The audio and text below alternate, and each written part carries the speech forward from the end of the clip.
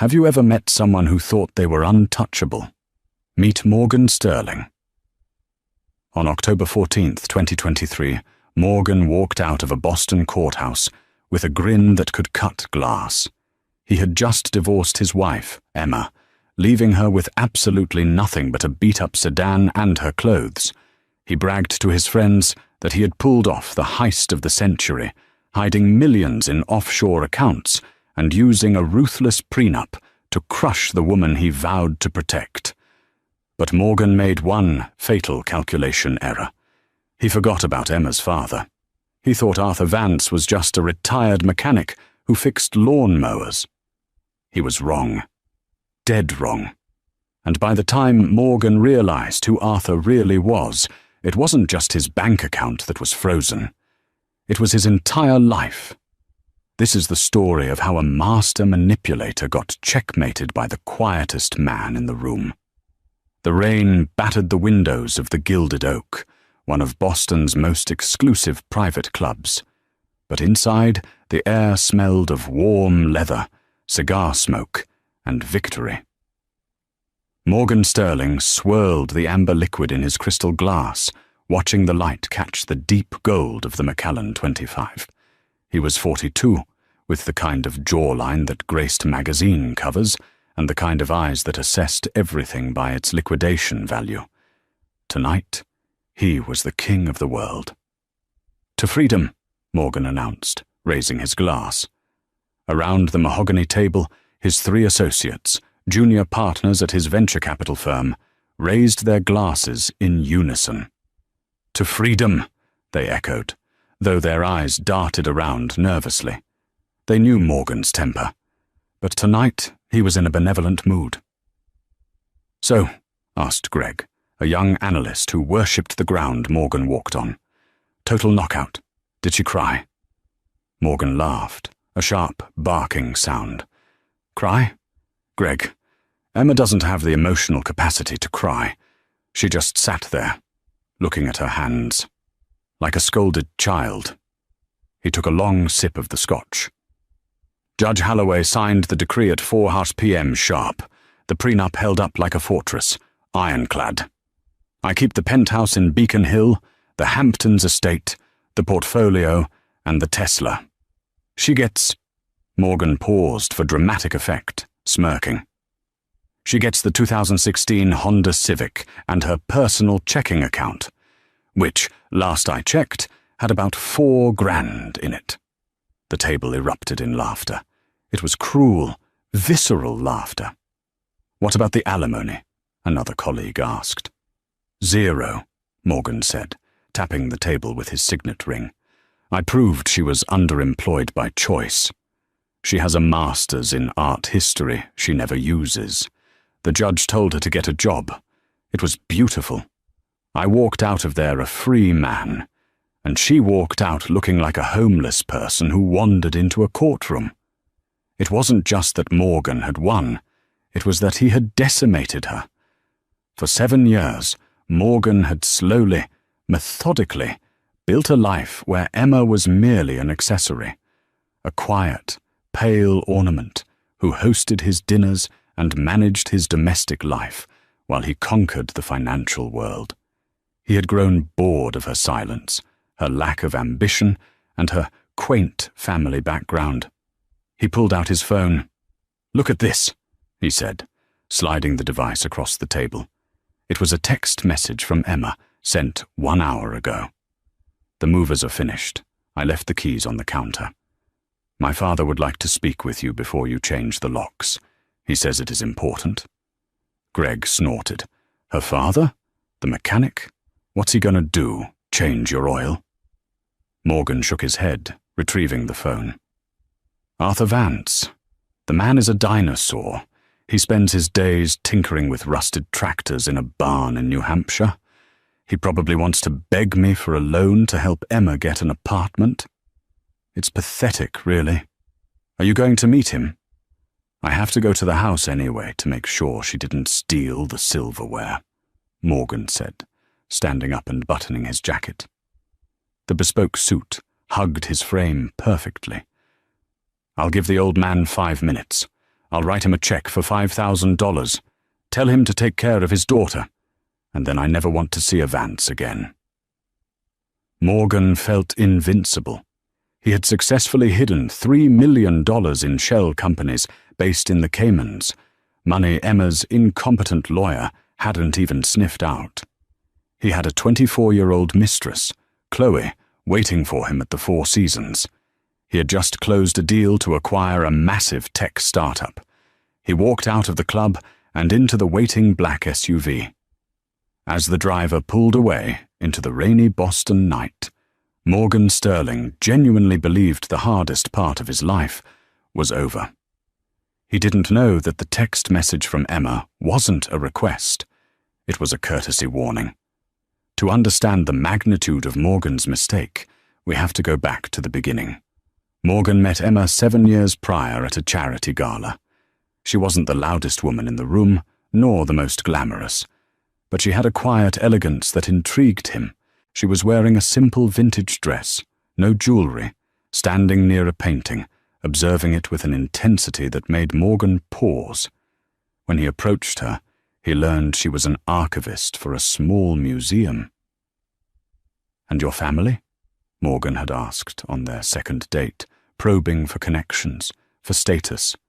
"My father is retired," Emma had said softly. "He lives on a farm up north. He likes to fix things. My mother passed away when I was young."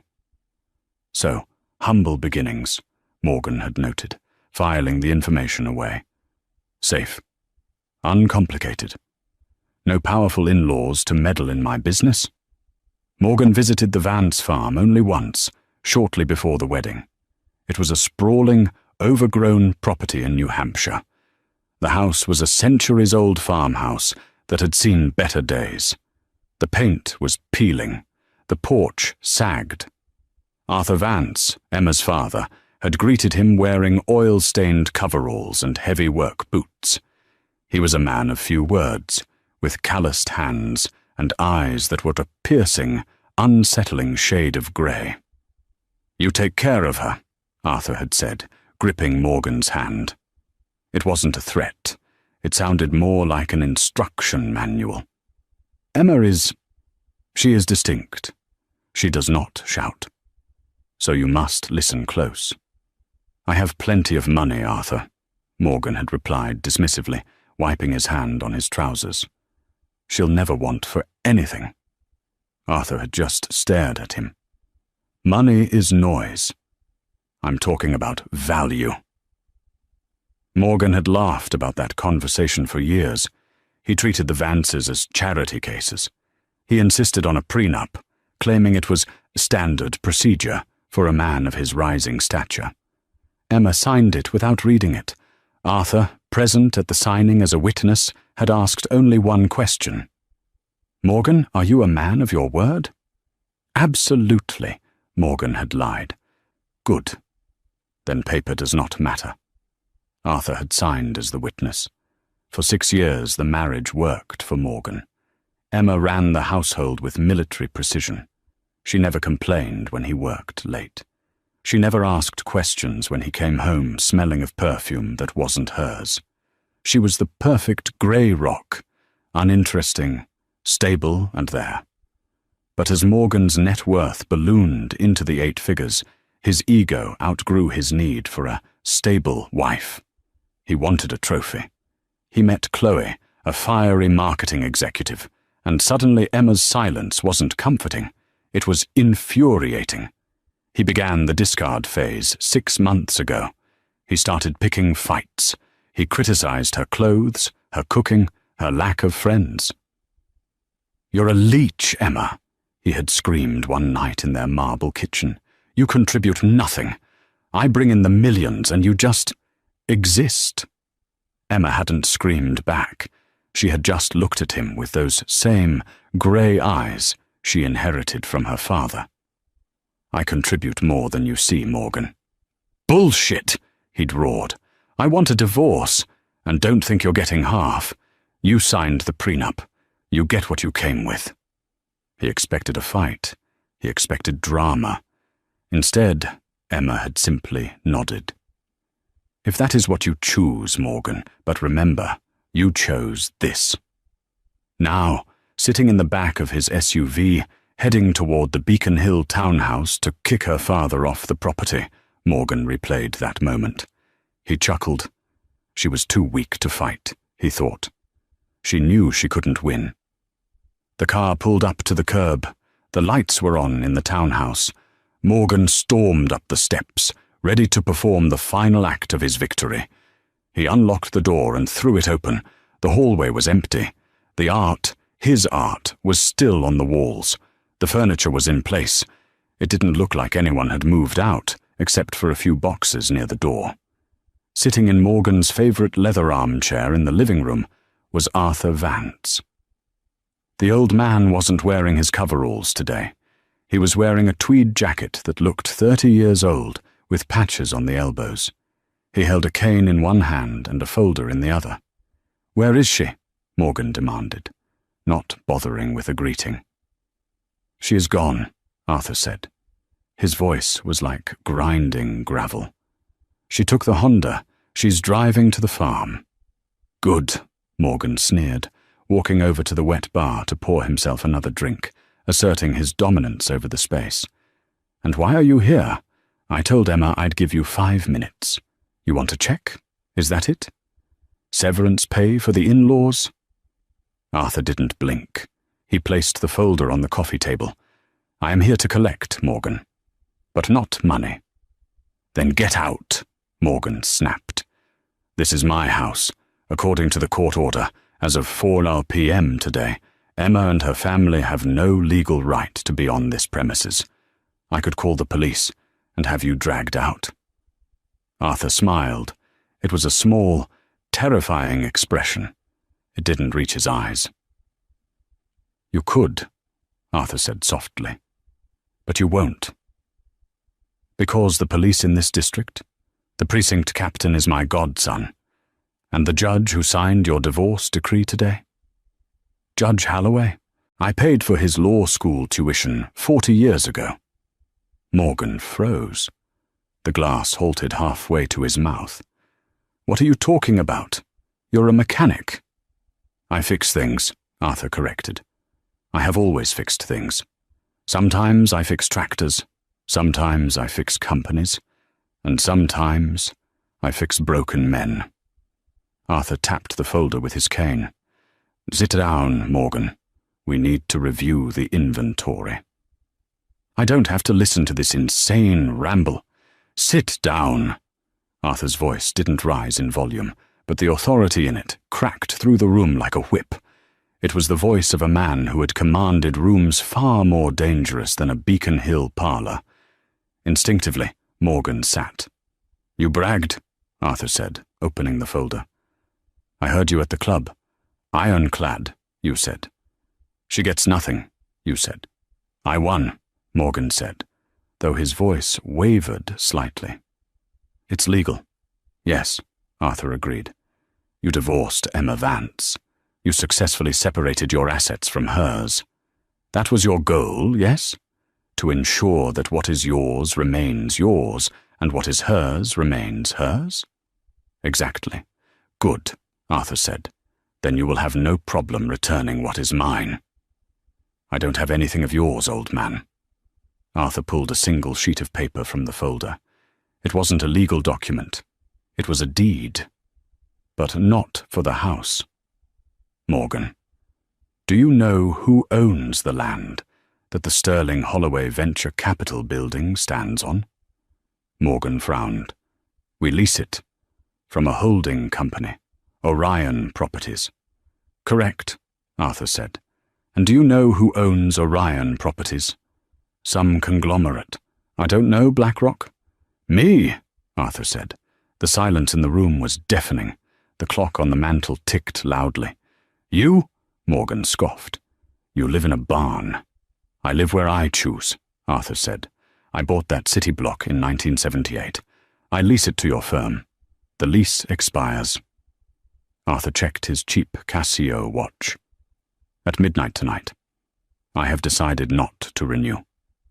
Morgan felt a cold sweat break out on his neck. His firm had just spent $5 million renovating those offices. If they lost the lease, the business disruption would be catastrophic. "You're bluffing," Morgan whispered. "Am I?" Arthur pulled out another document. "Let's talk about the house.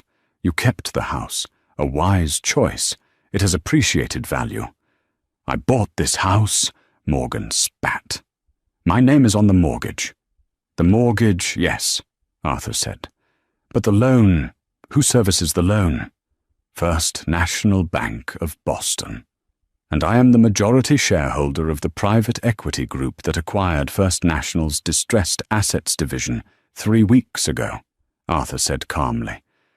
"You missed 2 payments last year, Morgan. A clerical error, you claimed. But technically you are in default.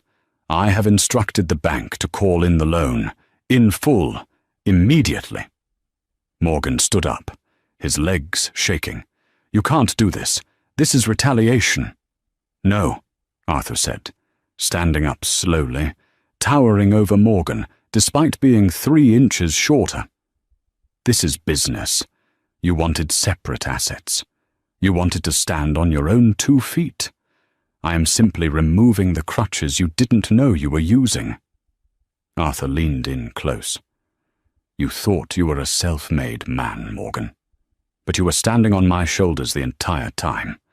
I let you climb because you made my daughter happy. But today you made her cry. And the rent is due." Morgan stared at the old man, his brain misfiring. This had to be a joke, a prank. Arthur Vance was a nobody, a rural eccentric who smelled of diesel and sawdust. He couldn't be a titan of industry. "You're lying," Morgan hissed, pulling out his phone. "I'm calling my lawyer." "Call Silas," Arthur nodded. "Ask him about the Vance Trust. Ask him why he didn't run a deep background check on Emma's maiden name." Morgan dialed Silas with trembling fingers. Silas was the shark, the 1,000 an hour divorce attorney who had promised Morgan a total victory. "Silas, pick up," Morgan muttered. "Morgan?" Silas answered, sounding breathless. "I was just about to call you. We have a problem." "You're damn right we have a problem," Morgan shouted. "Emma's father is here claiming he owns my office building and my mortgage." There was a long pause on the other end of the line. "Morgan, listen to me carefully. I just got a call from the Bar Association. Someone flagged a conflict of interest in our filing, a massive one. Apparently, the firm that underwrites our malpractice insurance is dropping us, effective immediately." "What does that have to do with me?" "The underwriter is AV Holdings," Silas whispered. "Arthur Vance Holdings. Morgan, who the hell did you marry?" Morgan dropped the phone. It clattered onto the hardwood floor. Arthur watched the realization wash over Morgan's face. He didn't gloat. He didn't smile. He just reached into his folder and pulled out a 3rd document. "Now," Arthur said, "let's discuss the car." "The car?" Morgan stammered. "I gave her the Civic. I kept the Tesla." "No," Arthur corrected. "I'm talking about the vintage Porsche 911 you keep in the garage, the one you restored, the one you claim is worth $200,000. "That's mine," Morgan said defensively. "I bought the chassis and parts." "You bought the parts from a supplier in Germany called Vance Automotive Parts," Arthur said. "You haven't paid the invoices for the last 3 shipments. You put them on the company account, which you then wrote off as business expenses. That's fraud, Morgan. And since I own the supply company—" Arthur let the sentence hang in the air. "What do you want?" Morgan pleaded, his arrogance evaporating like mist. "You want money? I can pay you. I have millions in the Caymans." Arthur finally laughed. It was a dry, rasping sound. "The Caymans," Arthur said, shaking his head. "The Redwood Shell Corporation, yes?" Morgan felt his knees give out. He slumped back into the chair. How do you know that name?" "Because, you idiot," Arthur said, his voice dropping to a growl. You set up that shell company using a referral from your banking contact in Zurich, a man named Mr. Heinrich. Mr. Heinrich has been my personal accountant for 30 years. He told me the moment you tried to hide assets from my daughter. Arthur leaned down, his face inches from Morgan. You didn't hide that money, Morgan. You put it in a box, and you handed me the key. Mr. Heinrich has already flagged the account for suspicious activity. It's frozen. The IRS has been notified. Morgan couldn't breathe. The walls of the townhouse felt like they were closing in. In the span of 10 minutes, he had gone from a multi-millionaire bachelor to a man on the brink of homelessness and prison. Why? Morgan whispered. If you had all this power, why did you live in a shack? Why did you let me treat you like dirt? Arthur straightened up, adjusting his tweed jacket. Because a man's true character is revealed only when he thinks no one is watching, Arthur said. I wanted to see who you really were. For 7 years I hoped you would grow up. I hoped you would love Emma for who she is, not for what you could take from her. But you are small, Morgan.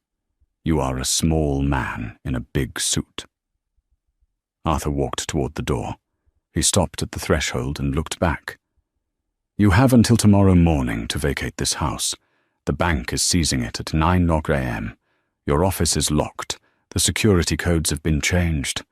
And Morgan looked up, tears of rage and terror streaming down his face. Don't try to contact Emma, Arthur said. She is done with you. And if you come near the farm, well, let's just say the pigs are always hungry. Arthur Vance walked out into the rain, closing the door softly behind him. Morgan sat alone in the silent, dark house. He reached for his glass of Macallan, his hand shaking so violently the scotch spilled over his wrist. He took a sip, but it tasted like ash. His phone buzzed on the floor. It was a text from Chloe, his mistress. Hey baby, celebrating. When are you picking me up? Morgan stared at the screen. He had no car. He had no house. He had no office. He had no money access. He started to laugh, a manic, broken laugh that echoed through the empty rooms of the life he used to own. But the nightmare wasn't over. Arthur Vance was just getting started. Morgan didn't know it yet, but the true power wasn't just about money. It was about reputation. And by tomorrow morning, the entire city of Boston would know exactly what Morgan Sterling was. The morning sun over Boston was usually Morgan's favorite sight. It reflected off the glass skyscrapers of the financial district, a shimmering promise of money and power. But as Morgan stood on the sidewalk outside the Sterling Holloway Venture Capital building at 8:45 a.m., the sun felt like a spotlight on a crime scene. He was wearing the same suit from the night before. He hadn't slept. After Arthur left, Morgan had spent the night frantically logging into bank accounts, only to find red "Access Denied" banners across every screen. His personal checking, his investment portfolio, even his Amex Black Card portal. All locked. Suspicious activity reported. The notifications said. He needed to get to his office. He kept physical cash in a safe behind his desk. About $50,000. Emergency money. If he could get that, he could hire a criminal defense attorney, someone who didn't care about conflicts of interest. He marched toward the revolving doors, projecting an air of confidence he didn't feel. He nodded to the security guard, Ralph, a man Morgan had walked past for 5 years without ever learning his last name. "Morning, Ralph," Morgan said, keeping his head high. Ralph stepped in front of the turnstile. He wasn't smiling. "Mr. Sterling, I can't let you up, sir." Morgan stopped, a vein throbbing in his temple. "Excuse me?" "I own this firm, Ralph." "Step aside. I have my orders, sir," Ralph said, crossing his massive arms. "Building management issued a restricted access list this morning at 6:15 a.m. Your name is at the top, along with Mr. Gregg and the other partners." "Building management?" Morgan laughed, a shrill, panic-edged sound. "I am the tenant. We have a lease." "Actually," a voice called out from the lobby seating area. Morgan spun around. It was a woman in a sharp grey suit, holding a clipboard. She approached him with the shark-like grace of a corporate executioner. "Mr. Sterling, I'm Diana Prince, representing Orion Properties." "Arthur sent you," Morgan spat. "Mr. Vance is the majority stakeholder." "Yes," Diana said coolly. "But I'm here to enforce the eviction notice. Your lease expired at midnight. Your firm failed to renew under the new terms offered." "We weren't offered new terms," Morgan screamed, drawing stares from the morning commuters streaming into the lobby. "The offer was sent to your compliance officer yesterday at 4:55 p.m., Diana replied, checking her watch. "The new terms required a security deposit of $10 million, payable immediately, due to the volatile nature of the firm's leadership." "That's extortion." "That's the real estate market," she corrected. "Since the funds were not transferred, the lease is void. We have already begun changing the locks on the 40th floor. A moving crew is packing your personal effects as we speak. They will be left on the curb in roughly 20 minutes. "You can't do this!" Morgan lunged toward the elevator, desperation taking over. Ralph caught him easily, grabbing Morgan by the shoulder of his $5,000 suit and shoving him back. It wasn't violent, but it was firm. It was the physical manifestation of his loss of power. "Don't make me call the cops, Mr. Sterling," Ralph said quietly. "You don't want to go out in cuffs." At that moment, the elevator doors opened. Gregg and the other junior partners walked out, carrying cardboard boxes. They looked shell-shocked. "Morgan," Gregg said, his voice trembling. "What is going on? My login doesn't work. The servers are down, and this woman says we're evicted?" Morgan looked at his team. These were the men he had laughed with last night, the men he had bragged to about destroying Emma. Now they looked at him, not with admiration, but with accusation. "It's a mistake," Morgan lied. "A clerical error. I'll fix it." "Fix it?" Gregg dropped his box. Papers spilled onto the marble floor. "Morgan, the SEC is upstairs. They're seizing the hard drives." The color drained from Morgan's face. "The SEC? They got a tip," Gregg hissed, stepping closer to Morgan. "About the Cayman accounts, about the inflated valuation of the Techstar acquisition. They know everything, Morgan. They have the emails." Morgan felt the world tilt. The emails. He had been so careful. He used encrypted servers. "Who?" Morgan whispered. "Who gave them the emails?" Gregg looked at him with disgust. "They said it came from an internal whistleblower, someone with admin access." Emma. The realization hit Morgan like a physical blow. Emma didn't just archive art. She was organized. She managed the home Wi-Fi. She had access to his laptop when he slept. For years, while he treated her like furniture, she had been silently, methodically backing up his hard drive. "You ruined us," Gregg shouted, shoving Morgan in the chest. "I have a mortgage. I have kids. You said we were untouchable." A crowd had gathered. Phones were out. People were filming. Morgan Sterling, the golden boy of Boston finance, was being shoved by his own employee in the lobby of a building he used to command, while an eviction lawyer watched with a bored expression. Morgan turned and ran. He pushed through the revolving doors and out into the street, the sounds of Gregg's shouting fading behind him. He needed to get away. He needed a plan. He needed Chloe. Morgan didn't have his car, so he ran 3 blocks to the Four Seasons Hotel. He was sweating profusely, his hair disheveled, mud splattered on his dress shoes, from a puddle he hadn't seen. He burst into the lobby. Chloe was staying in the presidential suite, on his dime, of course. She would know what to do. Her father was a senator. Maybe she could pull strings. At the very least, she had money. He had bought her diamond earrings worth 40 grand last week. They could pawn them for cash to flee the country. He took the elevator up, ignoring the suspicious looks from the concierge. He banged on the door of room 1402. "Chloe, open up! It's me!" The door opened. Chloe stood there, wrapped in a plush white robe, holding a cup of coffee. She looked fresh, rested, and annoyed. "Morgan?" She looked him up and down, curling her lip. "You look like hell. I thought we were doing brunch at noon." "Plans changed," Morgan panted, pushing past her into the suite. "We have to leave. Now. Pack your bags." "Leave?" Chloe laughed, closing the door. "Baby, I have a spa appointment at 10. I'm not going anywhere. Listen to me." Morgan grabbed her shoulders. His grip was too tight. "It's all gone. Emma, her father. They did something. The accounts are frozen. The office is raided. The SEC is involved. We have to go to the airport. We'll go to Tulum. I have contacts there." Chloe pulled away, shrugging off his hands. She walked over to the window, looking out at the public garden. Her demeanor shifted instantly.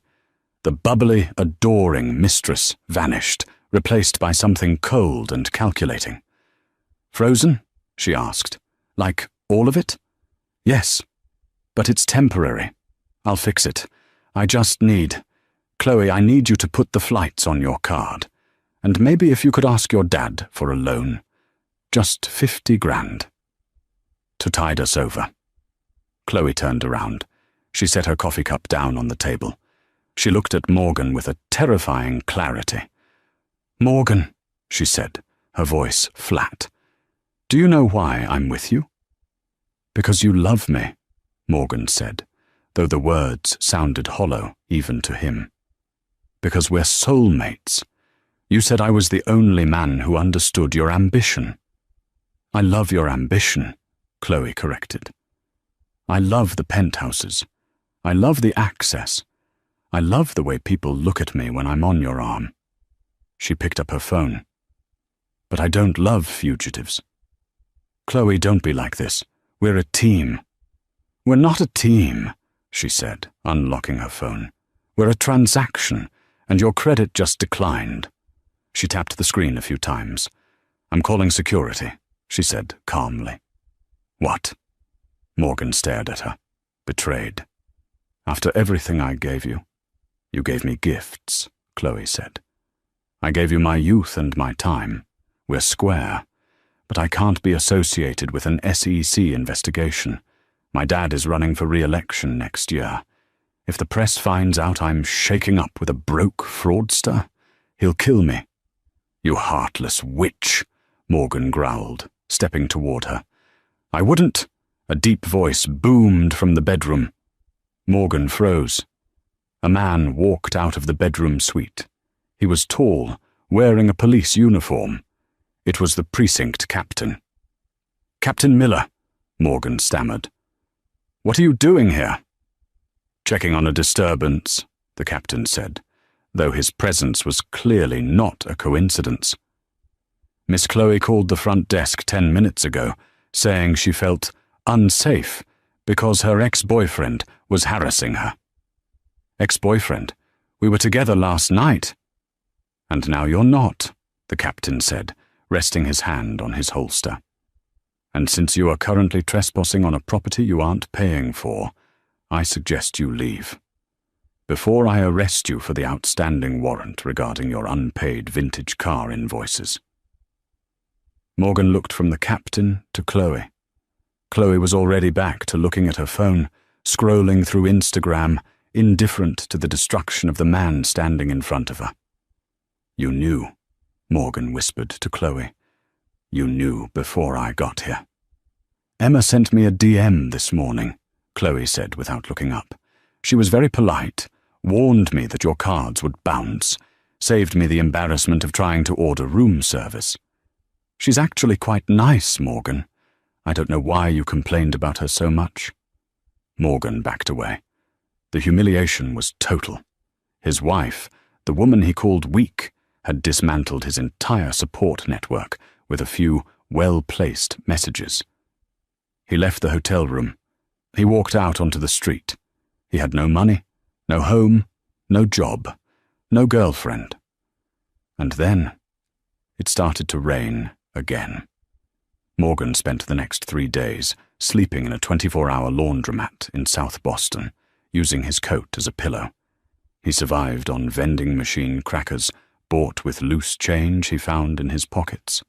On the 4th day, he used a payphone, a miracle he found one that worked, to call Silas, his lawyer. He had to beg the secretary for 10 minutes to put him through. "Silas," Morgan rasped, "please, I need help. I'll sign anything. I just want this to stop." "Morgan," Silas sounded exhausted, "I shouldn't even be talking to you. I've been disbarred." "What?" "The Bar Association. They found evidence that I knowingly helped you conceal assets. Arthur Vance's lawyers provided the documentation. My career is over, Morgan. I'm looking at jail time." "Me too," Morgan whispered. "Silas, is there any deal? Can we settle?" "There is one offer," Silas said. "Arthur's legal team sent it over this morning. It's a global settlement." "I'll take it. What do they want?" "Meet them at the Vance farm. Tonight, 6:10 p.m. If you're not there, the deal is off, and the federal indictment unseals tomorrow morning. How am I supposed to get to New Hampshire? I don't have a car." "Figure it out, Morgan. It's the only lifeline you have." Morgan hitchhiked. It was the ultimate degradation. He stood on the side of I-93 with his thumb out, rain soaking his once immaculate suit, which now smelled of sweat and mildew. A trucker named Big Al picked him up and drove him as far as the state line. Morgan walked the last 10 miles. He arrived at the Vance farm just as the sun was setting. The place looked different than he remembered. The grass was neatly cut.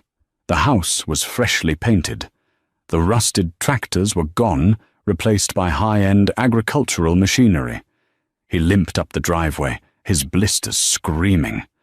Sitting on the porch in 2 rocking chairs were Arthur Vance and Emma. Emma looked radiant. She was wearing jeans and a cashmere sweater, her hair loose and wavy. She held a glass of white wine. She looked 10 years younger than she had in the dreary townhouse in Boston. Arthur sat whittling a piece of wood. He didn't look up as Morgan collapsed onto the bottom step of the porch. "I'm here," Morgan wheezed. "I surrender. What do you want?" Emma stood up. She walked down the steps and stood over him. She didn't look angry. She looked disappointed. "Hello, Morgan," she said. "Emma, please," Morgan begged, looking up at her. "Call off the SEC. Call off the bank. I'll give you everything. I'll sign the divorce papers again. I'll give you the hidden millions." "I don't want your money, Morgan," Emma said softly. "I have my own." She gestured to the vast fields around them. "You never asked what my father did before he retired," Emma said. "You just assumed he was a mechanic because you saw him fixing a tractor. You never asked about the patents." "Patents?"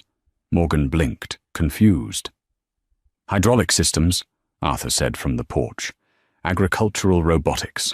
I hold 42 patents, Morgan. I licensed them to John Deere and Caterpillar in the 90s. I didn't just fix tractors. I reinvented them." Arthur stood up and walked to the railing. "We live simply because we like it," Arthur said. "Not because we have to. We value peace. You brought war to our doorstep." "I'm sorry," Morgan sobbed. "I'm so sorry." "Sorry doesn't fix the books," Arthur said. "Here is the deal." Arthur tossed a thick envelope onto the wet ground in front of Morgan. "Inside is a confession," Arthur explained. "You will admit to the fraud. You will admit that you acted alone, without the knowledge of your junior partners or your wife. You will take the fall for everything. In exchange, I will pay back the money you stole from the investors. I will make the clients whole. You will go to prison, yes, but it will be for 3 years, not 20, and your colleagues won't lose their homes." Morgan stared at the envelope. "You'd do that? You'd pay millions just to—" "Just to clean up the mess," Arthur said. "I don't like messes, and I don't want my daughter's name dragged through a trial." "And if I don't sign?" "Then I step back," Arthur said. "The feds take you. The investors sue you. You serve 25 years, and you die in a cell owing everyone money." Morgan looked at Emma. "Did you love me?" "Ever?" Emma looked at the horizon. "I loved the potential of you, Morgan. I loved the man I thought you could be. But that man never showed up. Only the Bragg arrived." She turned back to the house. "Goodbye, Morgan." With shaking hands, Morgan picked up the pen from the mud. He signed the confession. 2 years later. The concept of time changes when you remove the variables of money and ambition. For Morgan Sterling, time used to be measured in fiscal quarters, billable hours, and the microseconds of high-frequency trading algorithms. Now, time was measured in the rhythmic clack-hiss of the automatic locks at Otisville Federal Correctional Institution. It was measured in the rotation of the guards, the weekly menu of starch-heavy meals, and the slow, agonizing creep of the sun across the concrete floor of his 8x10 cell. He sat on the edge of his bunk, staring at a spider crawling up the cinder block wall. In his previous life, he would have had the building fumigated. He would have fired the cleaning staff. Now he just watched it. He envied its ability to climb through the cracks, to slip under doors, to leave.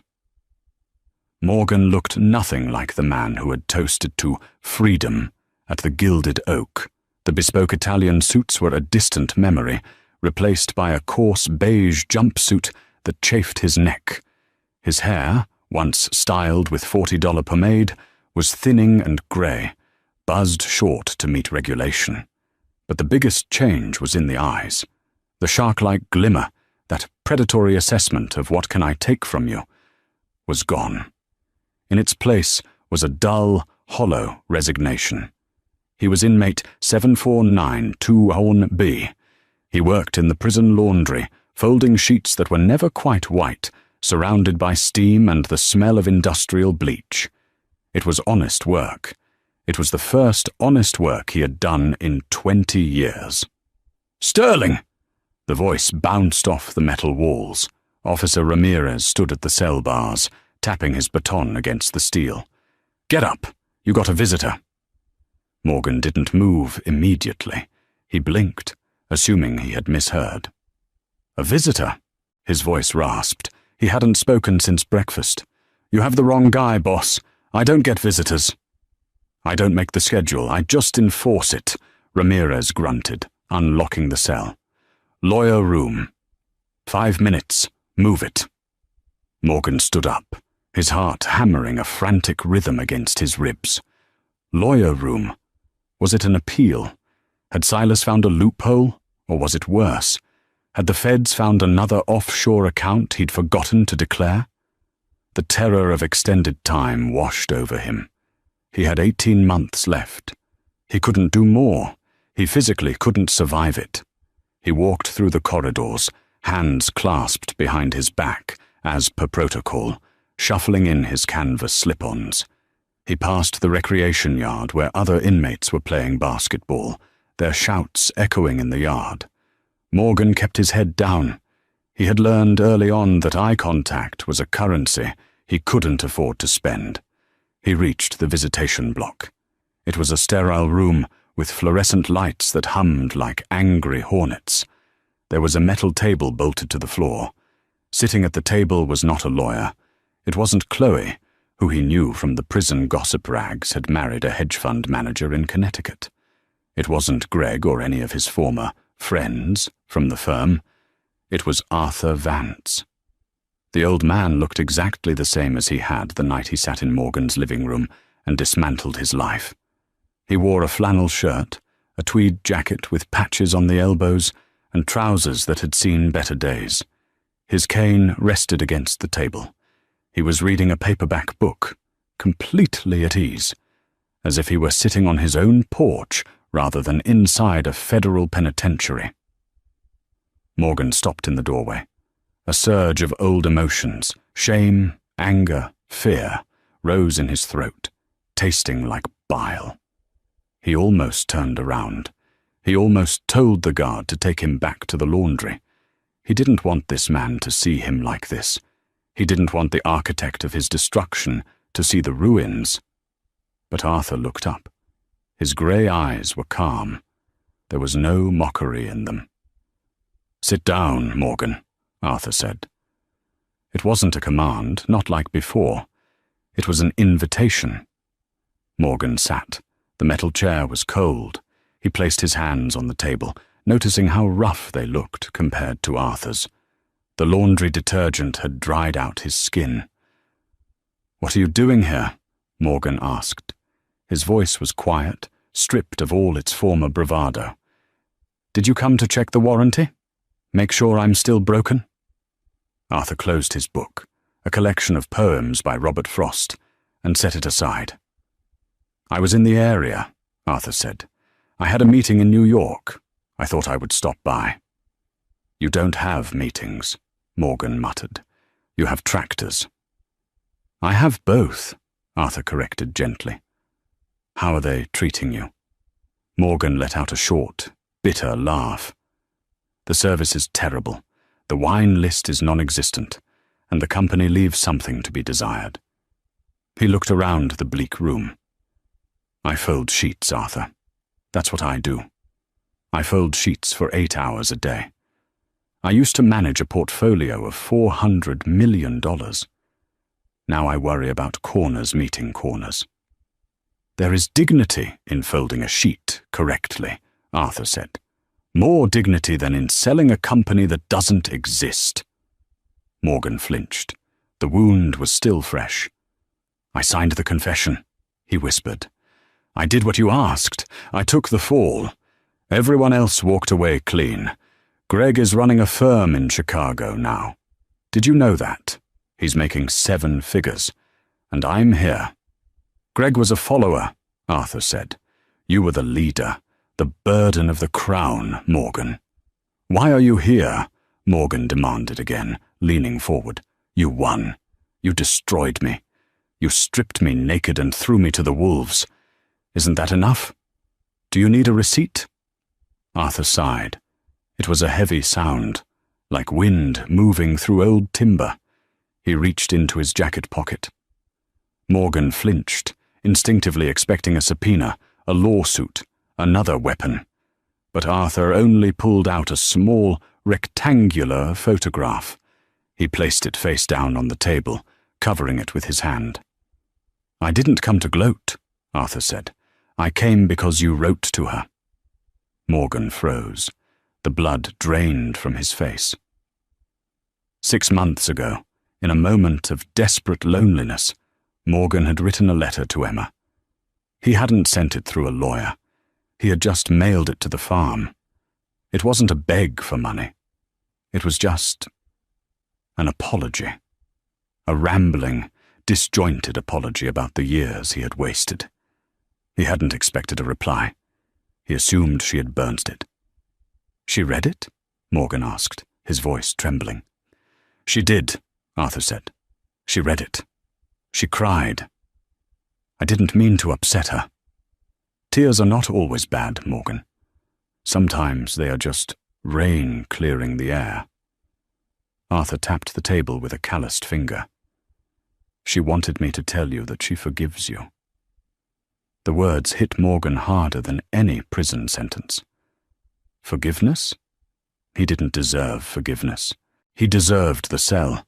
He deserved the silence. She forgives me?" Morgan choked out. "Why?" "Because she is happy," Arthur said. "And happy people don't hold on to poison. It's too heavy." Arthur slid the photograph across the table. He turned it over. Morgan looked down. The image was vibrant, full of colour, a stark contrast to the grey world he lived in. It was taken in the garden of the Vance farm. The apple trees were in blossom. In the centre of the photo sat Emma. She was sitting on a picnic blanket, laughing, her head thrown back in genuine joy, a look Morgan realised with a sickening pang he had never seen on her face during their marriage. Sitting next to her was a man Morgan didn't know. He wore a flannel shirt and jeans. He had a kind, bearded face and was looking at Emma with total adoration. But it was what was in Emma's lap that stopped Morgan's heart. A baby? A little girl, perhaps a year old, with wisps of blonde hair and bright, piercing grey eyes. Emma's eyes, Arthur's eyes. Who? Morgan couldn't finish the sentence. Her name is Clara, Arthur said softly. She just turned 1. Morgan stared at the child. He looked at the man next to Emma, the man who was living the life Morgan had deemed too small, too rustic, too boring. That man looked like a king. He looked content. She remarried, Morgan whispered. It wasn't a question. His name is David, Arthur explained. He teaches history at the local high school. He drives a truck. He doesn't know what a hedge fund is, and he doesn't care. He loves her. Morgan. He listens to her. Morgan traced the edge of the photo with his thumb. A tear, hot and humiliating, leaked from his eye and splashed onto the metal table. She looks beautiful, Morgan said. She looks free. She is, Arthur said. You were a cage, Morgan. A gilded cage, but a cage nonetheless. When the door opened, she flew. Morgan looked up at the old man. Is that why you showed me this? To show me what I lost? No, Arthur said firmly. To show you that the world didn't end. You were so terrified of losing, Morgan. You thought that if you lost your money, your status, your control, the universe would collapse. Look at the photo. The sun is shining. The trees are blooming. Life went on. Arthur leaned in closer, his voice dropping to a low rumble. I came here to give you the only thing you have left. Closure. You don't have to wake up in this cell wondering how to get her back. You don't have to scheme. You don't have to plan your comeback. It's over. The book is closed. So I have nothing, Morgan said, his shoulders slumping. You have the truth, Arthur said, and for a man like you, that is a rare gift. Arthur stood up. He adjusted his jacket and picked up his cane. The visit was over. The guard, Ramirez, was already stepping forward to escort Morgan back. Arthur, Morgan said. The old man paused. The money, Morgan said. The $3 million in the Caymans. The money I tried to hide. You paid it back to the investors? All of it? Every cent, Arthur nodded. And the interest. Why? Morgan asked, genuinely baffled. You didn't owe them anything. They were vultures. They would have eaten you alive if they could. Arthur smiled. It was the faint, enigmatic smile of a man who had seen seasons change for 70 years. Because, Morgan, I sleep very well at night, and I wanted to keep it that way. Money is just paper. Your name is your soul. I bought back the sterling name for you, even if you tarnished it. When you walk out of here in 18 months, you will be broke. You will be a felon, but you will not owe a debt to any man. You will be at 0. Arthur looked him in the eye. 0 is a good place to start. It's better than negative. Arthur turned and walked toward the heavy steel door. He didn't look back. He didn't need to. Time's up, Sterling, Ramirez barked. Morgan stood up. He didn't protest. He picked up the photograph. Can I keep this? He asked the guard. Ramirez looked at the photo, then at Morgan's wet face. He shrugged. Strictly speaking, No personal items passed during visits. But I didn't see it. Tuck it in your shoe. Morgan slid the photo into his... Have you ever met someone who thought they were untouchable? Meet Morgan Sterling. On October 14th, 2023, Morgan walked out of a Boston courthouse with a grin that could cut glass. He had just divorced his wife, Emma, leaving her with absolutely nothing but a beat-up sedan and her clothes.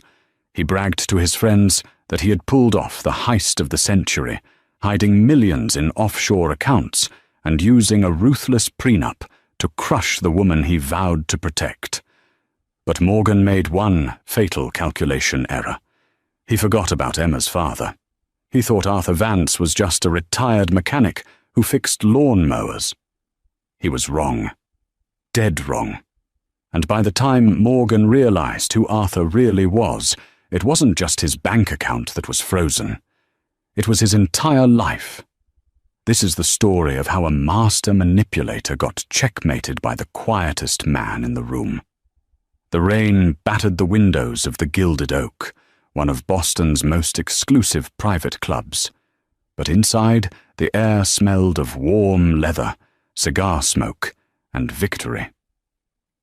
Morgan Sterling swirled the amber liquid in his crystal glass, watching the light catch the deep gold of the Macallan 25. He was 42, with the kind of jawline that graced magazine covers and the kind of eyes that assessed everything by its liquidation value. Tonight, he was the king of the world. "To freedom," Morgan announced, raising his glass. Around the mahogany table, his 3 associates, junior partners at his venture capital firm, raised their glasses in unison. "To freedom," they echoed, though their eyes darted around nervously. They knew Morgan's temper, but tonight he was in a benevolent mood. "So," asked Greg, a young analyst who worshipped the ground Morgan walked on. "Total knockout. Did she cry?" Morgan laughed, a sharp, barking sound. "Cry? Greg, Emma doesn't have the emotional capacity to cry. She just sat there, looking at her hands, like a scolded child." He took a long sip of the scotch. "Judge Holloway signed the decree at 4:30 p.m. sharp. The prenup held up like a fortress, ironclad. I keep the penthouse in Beacon Hill, the Hamptons estate, the portfolio, and the Tesla. She gets..." Morgan paused for dramatic effect, smirking. "She gets the 2016 Honda Civic and her personal checking account, which, last I checked, had about $4,000 in it." The table erupted in laughter. It was cruel, visceral. Thanks for watching.